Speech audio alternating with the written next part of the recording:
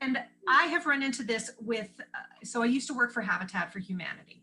Right. And we took training, bridges across poverty, bridges over poverty, or whatever, basically understanding generational poverty and how that affects the way you speak, the way you present yourself, the way, so you have, let's say you have somebody on your, you got a homeowner in Habitat housing who pays like 5 times the amount of electricity from some screw up on the system than their neighbor in the other semi that they're part of does. But because they do not have the conversational skills to speak to administration of the town or of their utilities person, who basically says, no, this is how it is, because they go almost immediately from being able to discuss it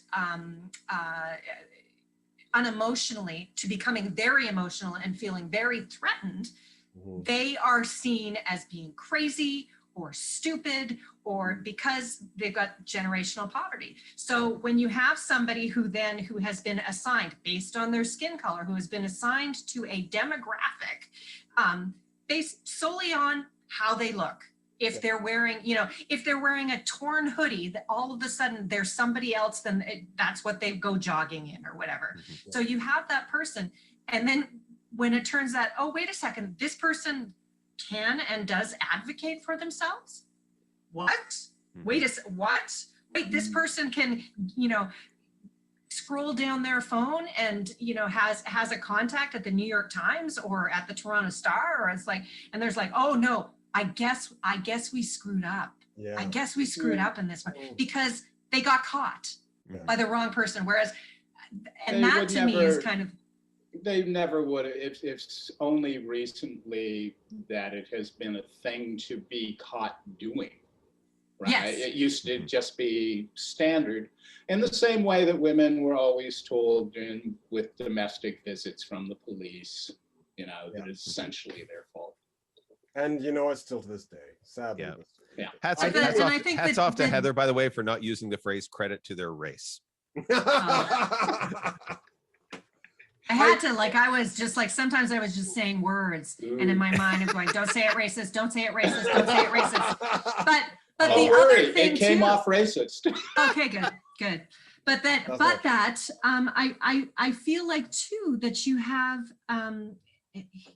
you've got groups of people who one of the only things that has kind of been a boon from digital technology and from technology in general is the fact that you can take your phone and videotape when somebody is trying to kill you, or when you're seeing somebody being killed by somebody else. Or I love France, though. I love France. If you're in a hospital, lying on a bed, screaming for help and dying, you can film yourself dying, saying, hey, I'm a First Nations woman. Could somebody please help me? And die, and then and because of our viral nature and because of social media, that those things, and I still truly believe that the pandemic over the last year has was one of the reasons why Black Lives Matter after June became as focused as it did. Yeah. Because we've had those other experiences. I just watched 13th, and that was done in 2016, right? And it's like, that's 4 years later and nothing has changed, even though there's now, videotape and you can upload things, but that difference of having the world basically stuck and stopped in their tracks and consuming social media, where they're now seeing these videos and they're like, oh, wait a second. Oh, this is terrible.